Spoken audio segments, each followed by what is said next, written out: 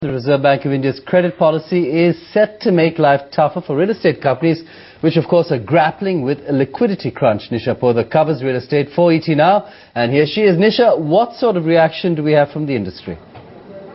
Right, Sid. What we are gathering from the developers is that they'll have to now focus and depend more and more on private sources of funding rather than going to the banks. Now, remember, the banks had already increased the risk weightage for the real estate sector, and with the RBI increasing the rates, it is getting more and more difficult for the real estate companies to access these funds at reasonable costs. On the other hand, from the consumer side also, the real estate companies are going to feel the heat, because anyways the demand had been slowing, and it could slow down further, especially in the mass segments where the largest amount of volumes pick up. That's where the maximum hit will be seen, because the home loan rates have been also increasing.